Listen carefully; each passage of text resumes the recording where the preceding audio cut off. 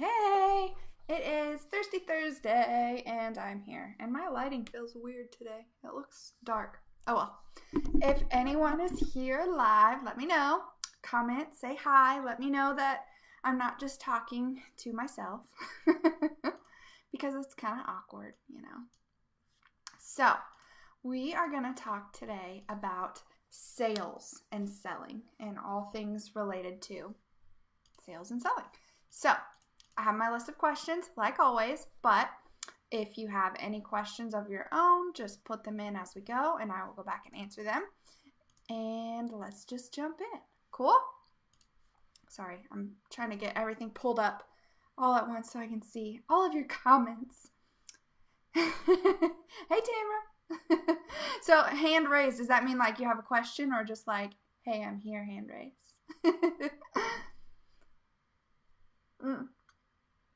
Sss-cervesa.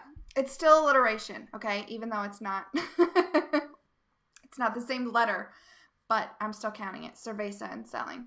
It's Dos Equis again, because that's what we always have. I think this is the third time I've had Dos Equis on one of these calls, so oh well. So, questions as we go. No, like school when they call your name. Oh, present. Yep. Okay, cool. So, sales in general. People are terrified of it, right?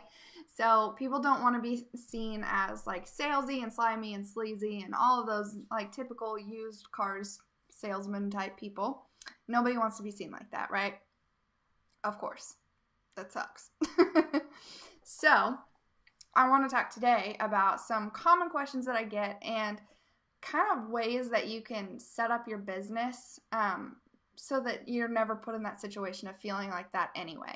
Because that's the ultimate goal, right? Is not just how to avoid that necessarily, but how to not have to ever be put in that situation in the first place. Because nobody wants to feel like that. Like, you don't want to feel slimy and salesy and gross, but also no one else wants you to make them feel like that either, you know?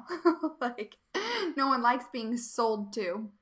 So, we'll talk about a little bit about that, just how to kind of present your offers and present your stuff in a way that doesn't feel like that, and it doesn't feel like that for the other person. Cool? Awesome. So, anybody that joins late, put in your questions, por favor, and we'll get started. So, oh wait, I have one more little window that I need to open so I can see stuff. I wasn't prepared. Sorry. Okay, now we're ready. Okay, so first question on my list, hey, is just I don't like, that's not really a question, is it? I don't like doing sales calls.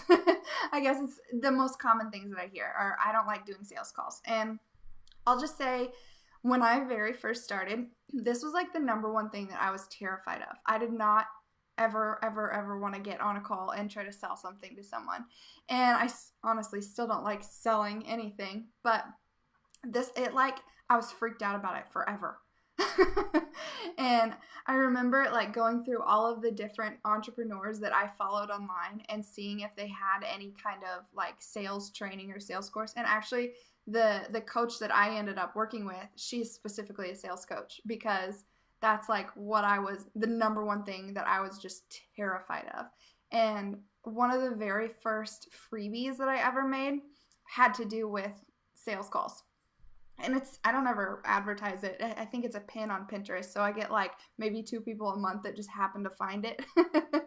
But sales calls can be terrifying. So you're not the only one if you feel that way. Hey, Kayla.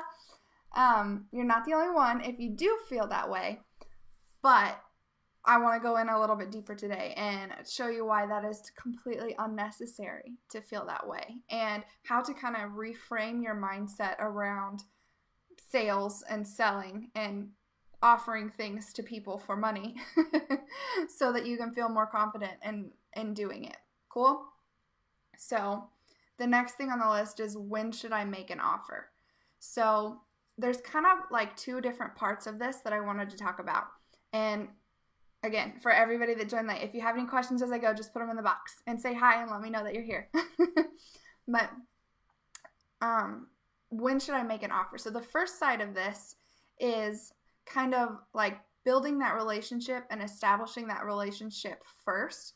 So that will be like what we've already talked about, specifically like last week's Thirsty Thursday call. If you haven't seen it yet, we talk about mailing lists. And that's what a lot of that was, just establishing that relationship first to be in the position in their mind to make an offer. So that's the first side of it. The second side of it is, when should I make an offer? Like in terms of having a call with somebody or a conversation with somebody that's interested in working with you. So a lot of people don't even do sales calls anymore. And I think that's cool. If you just full on don't want to do it, then just don't do it. There are other ways around it. But I actually like having calls with people now, because I am so picky about who I work with. Like, my standards are really high. I'm not gonna try to pretend that they're not. Like, I have pretty high standards of the types of clients that I work with. And I want to have that call. I want to get on, I say the phone. It's not the phone. It's video chat. I want to like get on face to face with that person and make sure we really are a good fit. And I think if you go into a sales call with that mindset, you're going to have a lot better luck. So if there are specific questions about that, put them in. And then if there's like a specific time in the call that you're struggling with, or a specific thing, just any specific part of the sales call, and I'll kind of go over what I do, and hopefully that's helpful. So let me read these comments real quick. Building relationship is numero uno. Yes, and I love the Spanish because I got my cerveza. So when should I make the offer then? On a sales call, I'll just kind of go through the process that I have with people. So first thing first, I'm going to skip ahead a little bit and say that I was going to say this for the end, but it makes more sense now. I have a pre-screening process before I ever get on a sales call with anybody. So because I'm very picky, there's a form on my website with like 10-ish pretty deep questions that you have to fill out before you can even get to my calendar to even book a time. And I have it like that on purpose. So before I'm ever getting on the phone with anybody, I know that they've already looked at my sales page. I know that they already know the price, like how much it costs. And because of the depth involved in the questions that I ask, I know they're legitimately interested and they're not just like trying to get free advice, basically. And I strongly recommend that everyone has some kind of pre-screening process. Like, that doesn't necessarily mean that you can't take any other clients, but it does really, really help you like focus in on the exact type of client that you want to work with. So we talked about that a ton before. If that's not making sense, go back and watch like the ideal client videos and the last week one about building the relationship first. But yeah, so when should you make an offer on the sales call then? So they fill out the form on my website.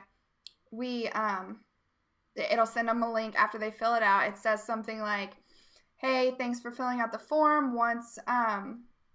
Here's the link to book the calendar. Unless something is crazy wrong, I'll let you know. But it says something like, I'm just looking for initiative. That just the fact that you filled out the application at all is really all I'm looking for. Unless it just says something crazy in there that makes me think you're not legitimate, then it's usually fine. So then they book a call on my calendar and we get on the call. And how it always starts out, at least again, this is probably different for everybody, but I like to start out kind of with an overview of the session. So I think part of where stuff comes in, where you feel like slimy and sleazy and stuff, is the idea that you're like trying to trick them into doing something. I think that's what makes sales feel gross in those situations, is like when somebody's trying to like get you to do something you don't really want to do, or trying to like manipulate you, and what's it called, like the bait and switch, where they tell you it's one thing and something else, and like that's the stuff that feels gross, and that's what we want to avoid, right? So I like to just straight up say it at the very beginning. I like to say, hey, I'm so glad you're here. I'm so glad to, get to know you and learn more about you and your business. Is it okay if I just give you a quick overview of how these calls usually go? And everybody says yes. Like, everybody likes to know what's going on, right? So you go through, and I just say, okay, well, we're gonna get to know about your business and see if we're really a good fit for each other. And then if we are, we'll go in and we'll talk about the different ways that I'm available to help you. That way they know it's coming. Like, it shouldn't, by the time we actually get on a call, it shouldn't be a shock that I'm going to offer you something, because that's why we're on the call, right? So just setting up those expectations beforehand and making it very clear what it is that you're doing eliminates 90% of that crap, honestly. Just being very clear and setting expectations up front is like the number one thing. And there are a bunch of different ways to do that, but that's like the number one way to not feel salesy, honestly. So I'll pause right there for a second, get a drink, and read my comments. But just set expectations and be prepared. That's pretty much it. Kayla says, I love that about your approach. Oh, thanks, Kayla. Kayla, I think we did a strategy session for you. So that was a little bit different than a typical sales call. And I'll talk about those a little bit later too. I don't think it's on the list, but that is a good thing to bring up. Like, if you're doing some kind of strategy coaching call, and how that differs from a sales call, because they're two different things, but you can use them together. So I'll talk about that at the end too, or where it pops up logically next. I kind of go out of order. Hopefully nobody gets mad that I don't follow the list. But anyway, okay. So Tamara, what do you use for your pre-screen questions? Just like SurveyMonkey. Okay. So my Brand Boldly page is in Lead Pages, and I use Dubsado as my CRM, and it handles like intake forms and invoices and contracts and literally freaking everything. Dubsado is the best thing ever. So I have a Dubsado form, a questionnaire that's embedded inside the Lead Pages. So it, like, on the page, you go through all the sales page and all the stuff, and it gets to the point and says, okay, apply for a call, and you click that button and it pops up with these questions, and then you fill out the form, and it will automatically make you as a lead in my Dubsado list. So I know Tamara likes it when I share all my secrets, so that's kind of the systems automation side of it. So it's Dubsado and Lead Pages tied together is how I do it. There are a million other ways to do it. You can absolutely use SurveyMonkey or whatever, any kind of, I think there's even like free stuff. You could use like whatever comes with WordPress, lead capture. Just get some kind of information. There's a million ways to do it. But that's the way I do it, and I love Dubsado. It's amazing. Cool. So, oh wait, I got more. Yay, I got more comments. I love when you guys like put comments and questions, and I'm loving all the little emojis flying across my screen. It makes me happy. So set expectations up front. Yes. Yes, and I like that language too. Tamara says, if this feels like a good fit. I really like using that language. Like, if this feels right, if this is something that feels good to you. I used to like avoid saying stuff like that, because that's my like sagey analytical mind. I'm like, feelings got nothing to do with it. We all know that's a lie. People make decisions based on feeling and emotion, not logic. You back it up with the logic. So yes, I do. That's the exact language that I use, what Tamara put in the box. Like, if this feels good to you, if it feels good at the end, if you feel like this is a good fit, if we feel like moving forward, I like using that language too. Neato. Dubsado and Lead Pages. Yep. So Ipshita, what to do if you feel like the kid is not a good fit for your dance class? Okay, yeah. So you have the dance studio. So that's like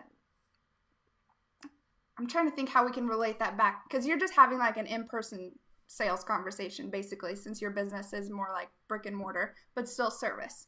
So if I were talking to somebody and I feel like they're not really a good fit for the program, it's really, really important to be honest, straight up be honest. And that doesn't mean that you are negative or rude or anything, because not that you would be, but you do see that sometimes we're like, you're not right. And I feel like the few times that I have had to do that, like I said, I have all this stuff set up beforehand so that if they're not the right fit, they pretty much know that before we ever get on a call. But sometimes it does happen. I'll say, well, it happens mostly to me when it's a product-based business and I only work with service-based businesses. And they're like, oh, well, I really want to do this program, but that's not really what it's made for. So when I do have to tell people no, it's usually that. So how I approach it is, I'm really excited that you're interested. I'm so glad that you thought of me and you want to work with me. Unfortunately, that's not really what I do, and I don't think it would really benefit you in the ways that you're needing it to. And if you can recommend somebody else, I feel like that's the best way to go. Like if there's like another dance studio around you, you do like the very specific is it Indian? Was it Indian dance? Tell me if I'm wrong. I think that's what it was. So depending on where you live, there might not be another like alternative. But if there is an alternative, I always try to recommend somebody so it doesn't feel like you're like brushing them off and like, pushing them away, but they're still getting value. Or another thing that I do, like I'll say no if I don't have a person to recommend or anything else like that. I can say, well, some of the foundational pieces do apply, and you can always join my email list or join my group. And, I do a lot of training videos in this group. So some of those foundational pieces will apply. Just be respectful and graceful, but also firm. Like if they're not a good fit, say that this is not going to happen in a nice way. Like you can't leave the window open though. Like don't just say, well, I don't really know. That's one of the other really important things about these sales calls is you are the one who's leading the call. Like you the boss, okay? And you can do that respectfully and gracefully and politely, but you're in charge. And setting those expectations and setting those boundaries and being very clear and firm up front is going to make a huge difference. Like not only does it, get you where you want to be, but it also like builds your credibility, honestly. Like people want you to be in charge. if they're reaching out to you as the expert, you need to be the expert. And if you're wishy-washy and not sure, then it's going to make them doubt your abilities sometimes. And obviously that's not true with everybody, but the more clear and concise and firm, but nice, you can be, the better. So if they're not a good fit, that's what I would do. First, try to recommend them to someone else and very clearly say, no, I'm sorry, this is not a good fit. Here's what we can do instead. And maybe you have another service. Like if I had a course or something that I could recommend them, I would do that or try to recommend another person. So that's how I would do it. Hopefully that answers your question. Kayla. Yeah, it's hard when they're kids too. Yeah, you have that whole other dynamic where they're kids and you're not actually talking to the client, you're talking to the parent. That definitely makes it harder, I'm sure. So, and that's another thing too, that we'll talk about a little bit more, but like what to do like with objections. If you have objections, well, they have to ask somebody else. We'll get to that later. But if at all possible, try to make sure you're talking to the primary decision maker up front. So that's something else that you can put into that initial questionnaire. I don't think I have that question in there, but that's a good thing to add. Maybe I should add it. Like, who are you in the decision-making process? It's not as big of an issue for me because I'm mostly talking to like solopreneurs. But like if your ideal clients are like in the corporate world or bigger companies, make sure you're getting to talk to the right person, because it's pointless to have this amazing sales conversation and they're like ready to sign up and they're not even the one that makes the decision, then either you're going to have to talk to somebody else or they're going to have to try to convince somebody else, and just try to talk to the right person up front. So if you can figure that out before you get on there, that's a good thing too. Cool. Gosh, I have the hiccups. I promise it's not because of the beer. I'm not like a crazy alcoholic over here. I've had this much beer. I just have the hiccups. So, I'm still on the second question. Sorry, guys. I'm like all off track on this one. Hopefully, you're still getting valuable information. So, they fill out the form. We get on the call. I give them an overview. And then we do the call, which is basically what I said in the overview was. Like, we go through and you tell me about your business. Tell me exactly what you're looking for, what you need help with. And then we evaluate from there. Say, okay, that's awesome. Either I can help you or I can't. And that what I say next kind of depends on either I can help you or I can't. If I can, I say something like, okay, cool. I think this would be a really good fit then. Do you mind if I tell you a little bit about about what it would look like to work together? And then kind of that's when you would go into the sales part. And anybody who's watched any of my other videos where I talk about this, I don't ever use that word, honestly. I'm using it for this because we're talking about sales. I don't ever talk about sales or use that terminology because I don't like it, because I think it has a negative connotation, even though it shouldn't. I don't think that it should, but I think that it does in a lot of people's minds. So what I like to say is you're making an offer, right? At this point in the conversation, it's not really a sale anyway. That's all it is. They have all the information they need. You have all the information you need. You're a good fit or you're not a good fit. And you're saying, here's what I have. Would you like it?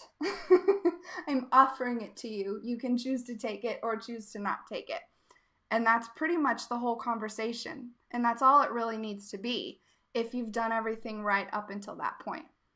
Does that make sense to everybody? Can I get like little hearts or something if that makes sense, or if I'm like totally way off base, or if you have any questions about that, if that sounds like totally crazy and you think I'm a lunatic, let me know.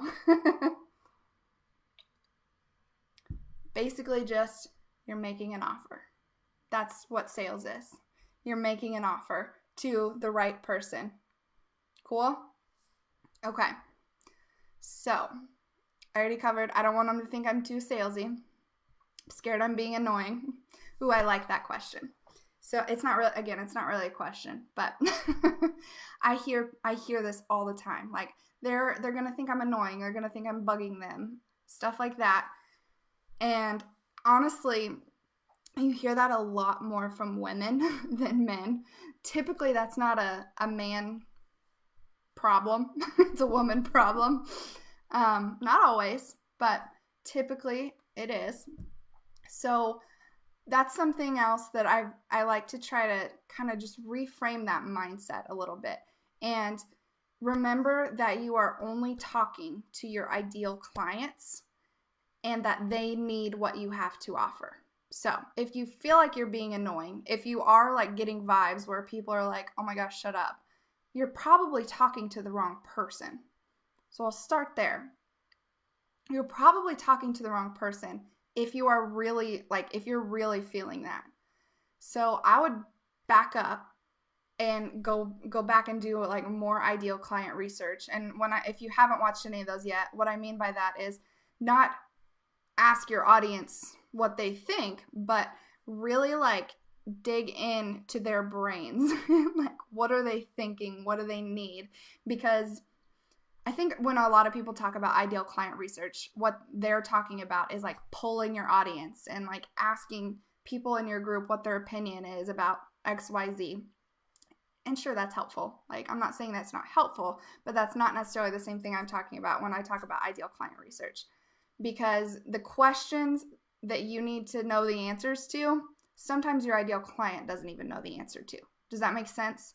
Like, you need to know them better than they know themselves. And you need to be so far in their head that you're offering them something that they might not even know that they needed until they hear it from you, right? Amen, sister. I like that comment. I'm going to pin that comment to the top.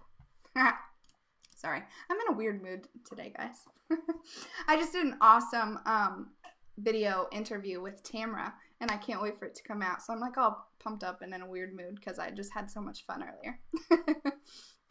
Anyway, so if your thoughts are going to, they think I'm going to be annoying, or they think I'm annoying, they don't want to hear from me, I'm being salesy and spammy and sleazy, all that stuff, back up and make sure that you're talking to the right person.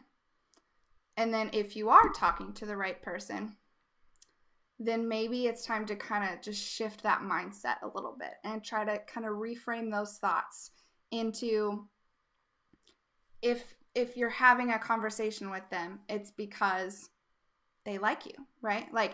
Again, this comes back to setting it all up the right way in the first place. So like for me, they've had to work kind of hard to even talk to me at all, right? And I've done that on purpose. So it's a little bit easier for me to kind of say that. So maybe I'll talk about it if we're making posts in Facebook groups and trying to get people to do something online and they don't really know who we are then. So it's still really important then to make sure you're talking to the right person, because the right person for your offer, for whatever you're selling, is not going to think it's annoying. They're going to think, oh my gosh, I need this. Even if somebody else doesn't get it, that's okay. We're only talking to that one person, right? So it's kind of about shifting that mindset into sales being more of a service itself than here, I'm trying to get you to do something. It's more like, I have something that can help you. And again, that's something I say a lot.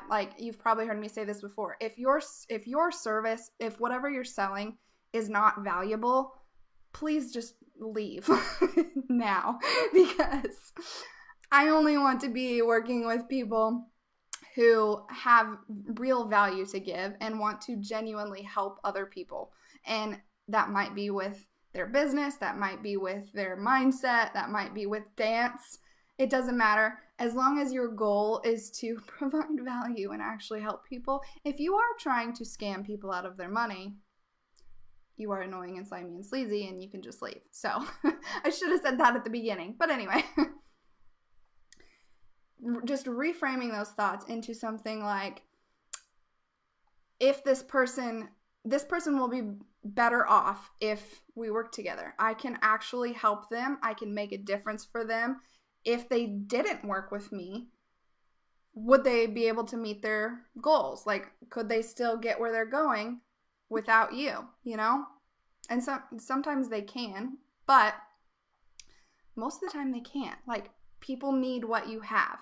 People need what you have, and you have to believe that. You have to. Because if you don't believe that, you're not going to be able to convince anyone else, right? If you don't passionately believe in whatever you're offering, it's going to be obvious, and you're not going to have the confidence to present the offer and make the sale in a way that feels good if you don't actually believe it, right?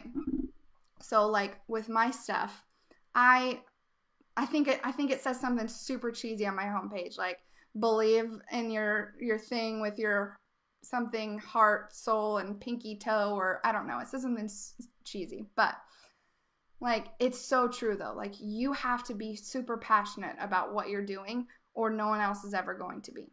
So if you're having those feelings, those thoughts of, I'm being annoying, no one wants to hear from me, all of that stuff, make sure you're talking to the right person, and then reframe those thoughts into, they need what I am offering. I am offering so much value. They need it in their lives. And if that's not true, then that's a whole separate issue. If that is true, it might take you, a little bit to kind of get your head around and reframe those thoughts. It's not like a light switch that you flip, obviously, where it's just oh, I'm totally fine now. But if you fully cannot believe that, then it's not a sales issue. It's an issue with your offer, and that's something totally different, right? Cool. So let me know if you have any questions so far. I'll see what else is in here. This makes a lot of sense. Good. Thanks, Kayla. I'm glad. It's because no one knew if we had pants on. Perks of work from home. Yeah, so I'm still wearing them too. So I did that interview with Tamara, and we were talking about like curling her hair and stuff, and how you don't have to wear like real pants. I just have my nice shirt on and my athletic shorts, and nobody knows. I could have no pants on, and you wouldn't even know unless I just showed you. But I do. Don't worry. I don't think the pants part was being recorded, was it though, Tamara? I hope it was, because you can put it like in that blooper section you were talking about, but I don't think it was. Okay, so moving on. What to do, I'm going to, again, go out of order because I'm annoying like that. What to do if they say yes. So what we want to do if they say yes is be excited. Like, hey, I'm so glad you're doing this, because that's like a whole separate issue too. If you're like, if you're not excited to work with them, don't work with them.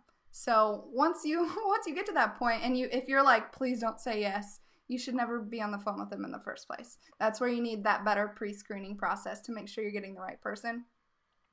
So once they say yes, what I like to do is, well, there's a bunch of different ways to do it. What I like to do is send them the information to do it while we're still on the call together.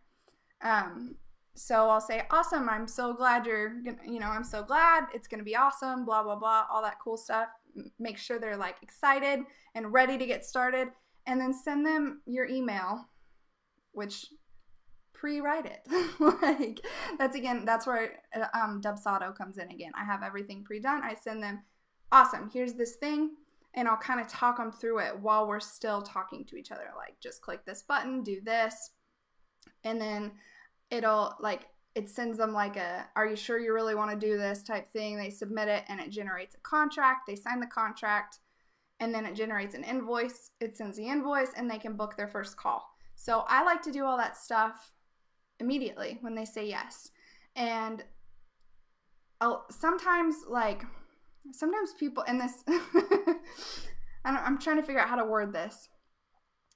Sometimes if you wait, people can like get inside their own heads, and they might be like totally ready. They're like, heck yes, I want to do this, and really an actual good fit. And then, if you send them an email to do it later, they'll like start second guessing themselves, and that can happen. So that's why I like to do it right then when they're excited, and that's not, the important thing to note with that is that that's not coming from a place of, we have to do this because they're going to back out, because they're going to realize it's wrong for them.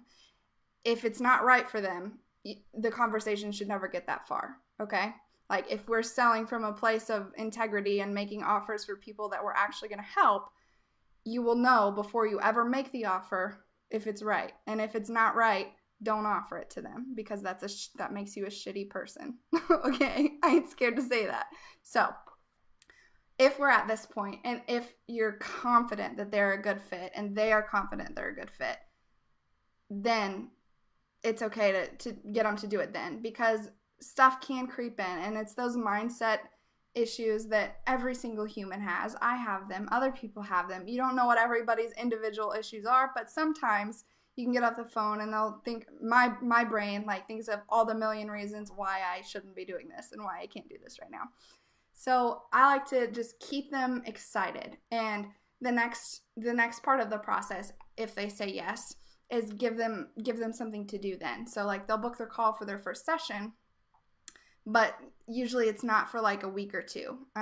Usually I try to do it as soon as I can, but sometimes it can be like 2 weeks. So give them something to do in the meantime. Like, keep that energy up, keep them motivated.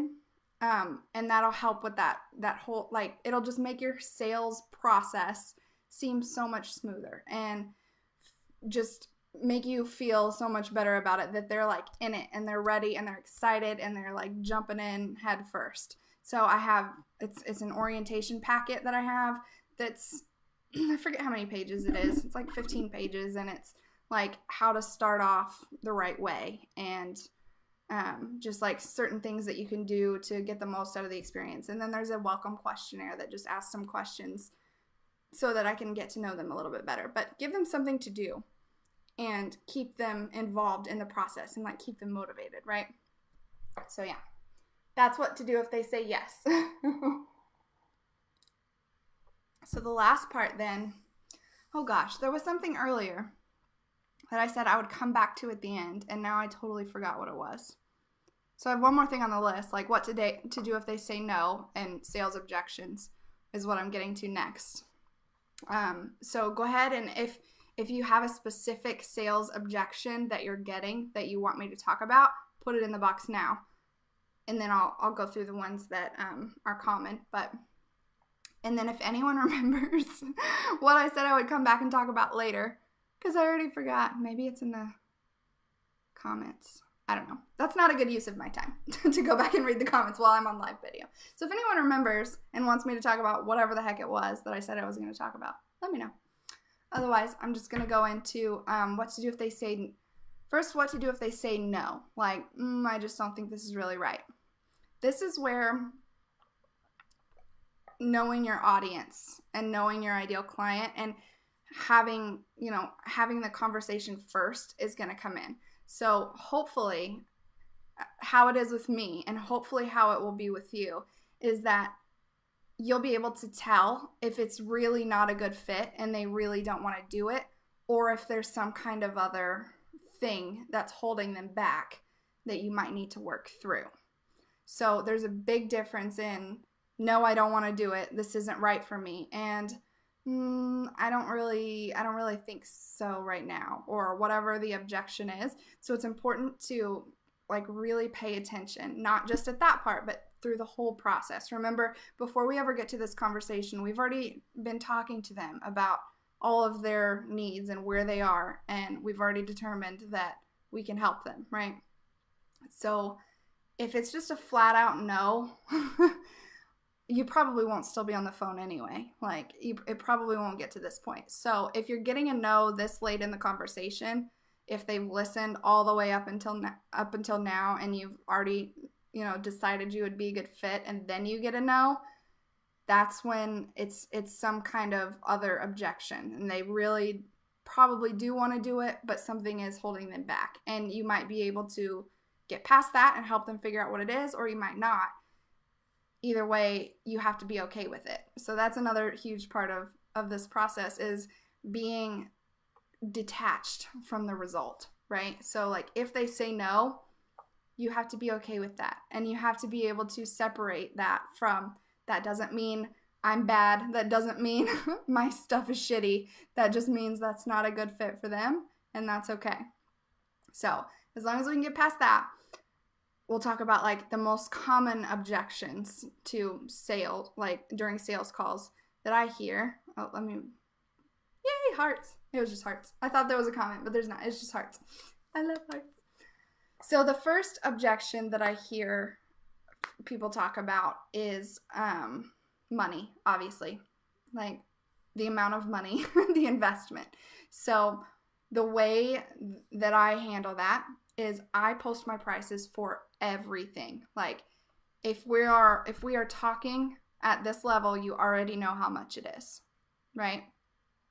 So there's none of that like sticker shock, like, oh, we've gone through this whole process, we've both spent 30 minutes to an hour of our time, and then it's $5,000 more than what they thought it was going to be. That's a problem, not just for them but also for you, because then you've wasted your time, right? So I put everything on my website, and some people don't like that. Like some people want to get you on the phone and like have that conversation. I'm not that person. If you're that person, that's cool. But I will say that this whole sales conversation process goes a lot easier if they have all the information they need to make the decision up front, right? Like, and that comes back to like the type of clients that you work with and your ideal clients. So my ideal clients are the type of people who are like self-starters, and they're more intuitive, right? So like they're confident in their ability to make decisions and trust themselves that they're doing the right thing. So when I post everything online, I've had people for certain offers that we never even talk at all. Like the lower end offers, we never even talk at all. They just, book their $550 call because they know it's right for them. And that's the type of clients that I enjoy working with, the ones that trust themselves to make those decisions. So giving them the information they need to make the decision just makes it so much easier for everybody. And like I said, if you're way outside their price range, neither one of you are going to waste any time. So that's the easiest way to overcome that money issue. So if you're having the sales call and you get to that point and they're like, well, I don't know about the price, and they already knew the price beforehand, then it's usually something else that's holding them back. And 99.999% of the time, the issue is that you haven't clearly articulated the value of what it is and what they're going to get out of it and how your service is going to benefit them. So if they're saying it costs too much, that doesn't mean it's too many dollars. It means they don't see the value, okay? And that's a really important distinction, because I've seen entrepreneurs online and in person who are selling the exact same thing, one for $100, one for $1,000, almost the exact same program.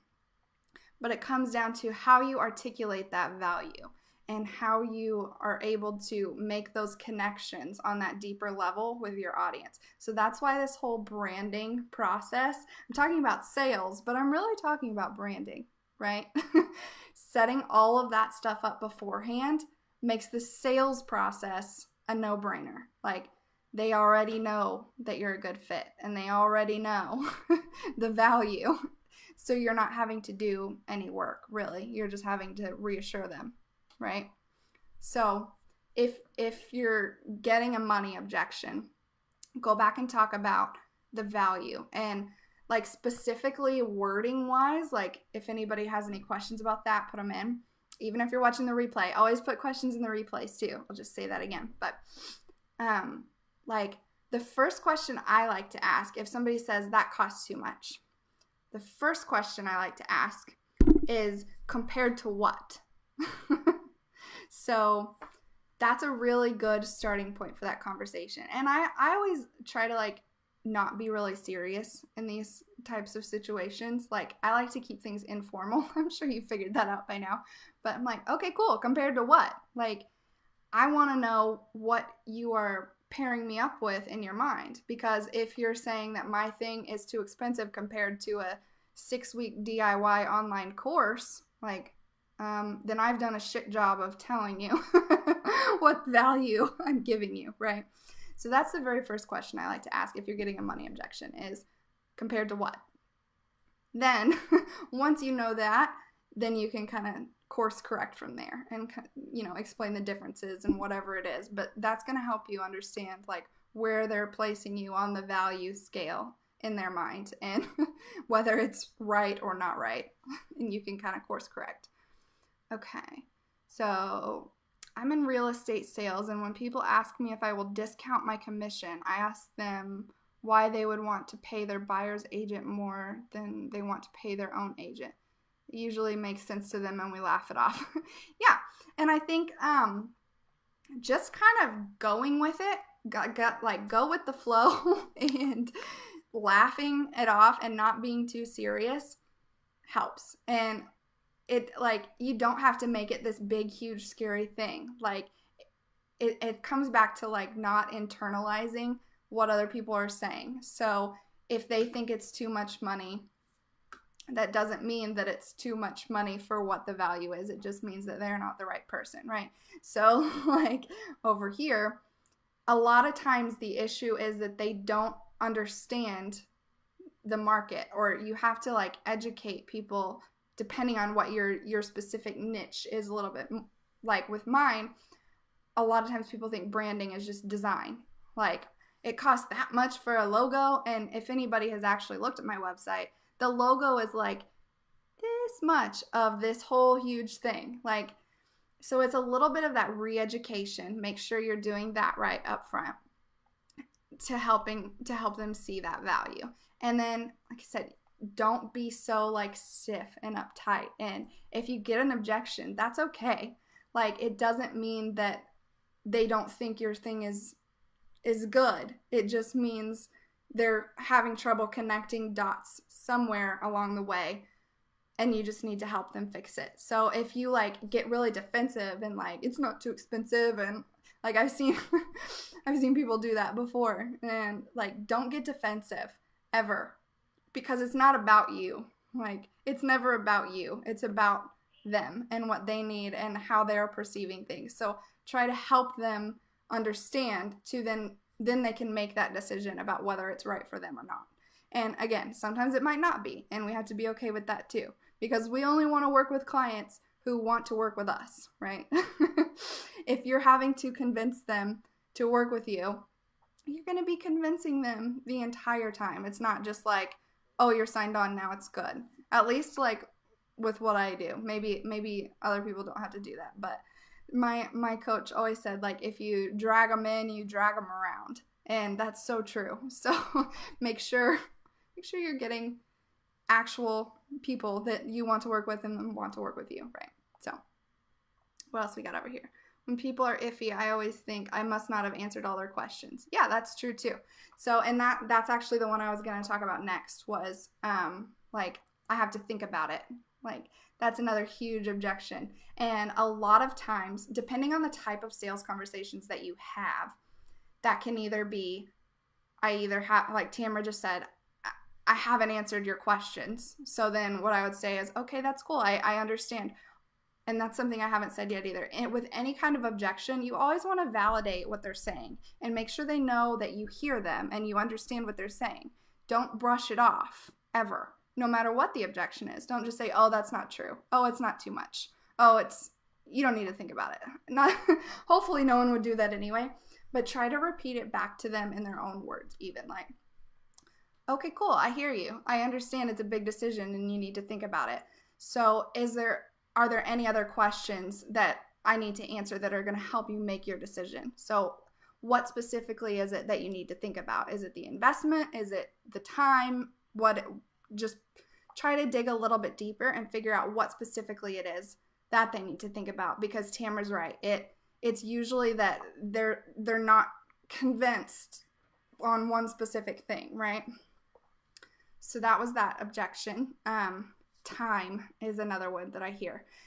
And this might not be an issue for everybody, but my programs are, like I said, I have pretty high standards, and mine are kind of time intensive, and like we have homework and we have stuff to do, and that can be an issue for people. That's honestly the main objection that I have dealt with, because I don't want to sign up for a whole 4-month program if you're not in a place where you can dedicate the time to do it, right? So I'm always, that again comes back to that, setting those expectations up front and making sure you're very clear about all of it, and they understand the level of what's involved. So if they say, I'm not really sure about the time, that it's like, I don't have time to do it, then you can dig a little bit deeper into, and if they don't have the time, again, don't try to force it if it's not right. So what I like to do is kind of give them an overview of how my program works and about how much time you should probably be spending. Again, it varies for every person, but kind of figure out, okay, well, what does your schedule look like now? Like, is there anything in there that you could kind of help them through that decision a little bit? Because it's another one of those, like, they're saying one thing, but they probably mean another, kind of like Tamara was just talking about. If they're saying they don't have time, everybody has time. It's about choosing your priorities, right? And like making the time. Like, if it's just that they don't want to sacrifice something else, right? So we need to figure out like where whatever you're offering falls on their priority list. And if it's too low, you probably don't want to work with them anyway. Like, if it's right, sometimes then it's where you just kind of need to talk through it. And you're like, okay, well, back at the beginning when you were talking about this, you were talking about how important this was to you and how excited you were to do this, and just kind of reminding them of their goals so that they can kind of keep that decision in perspective of what their goals are. And if you don't have time to do it now, when do you think you're going to make time to do it? And how do you think you're going to achieve XYZ goals that we talked about earlier if you don't make the time? It's kind of almost like a coaching moment. So if you're not a coach, that might not be right for you. But I know a lot of people in here are some kind of coach, strategist, something like that. And even if you're not, just kind of asking those questions and like digging deeper into why is really, really important with these objections, because it's usually that they're saying one thing, but really it's something a little bit deeper. And you gotta, if you don't ask, if you don't pursue it, you're not gonna know. You're gonna leave with the I have to think about it, and then they're gonna overthink themselves out of it, even if it would have been a good fit, right? So understanding that audience and, you know, being able to read those signals a little bit is really important. And that just comes with practice too. Just the more that you talk to people, the easier it gets, right?